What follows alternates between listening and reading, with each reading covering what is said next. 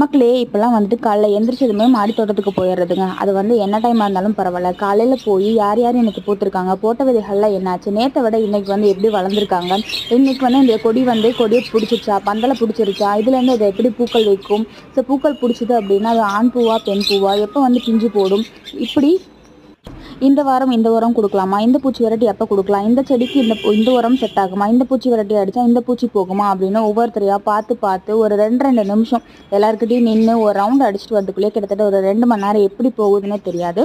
இது இல்லாமல் நம்ம வந்து செடிகளுக்கு தண்ணி ஊற்றணும், உரம் வைக்கணும், பூச்சி விரட்டி அடிக்கணும், மண்கலவை ரெடி பண்ணணும், புது விதை போடுறதா போடணும், இப்படி ஷெட்யூல் பண்ணி நம்ம இருந்தாலுமே திடீர்னு ஒருத்தர் இன்னைக்கு சொங்கி போவாள். அவளுக்கு என்ன பிரச்சனையாச்சு, எதனால் இந்த இதாச்சு, அதுக்கான மருந்து என்ன அப்படிங்கிறத ஒவ்வொருத்தரையாக பார்த்து பார்த்து ரெடி பண்ணி கொண்டு வந்தால் மட்டும்தான் நம்ம எதிர்பார்த்த அளவுக்கு ஈல்டு அப்படிங்கிறது எடுக்க முடியுங்க. ஆனால் எவ்வளோ எஃபர்ட் போட்டாலுமே இந்த எஃபர்ட் எல்லாமே ஒர்த்து தான். Happy gardening.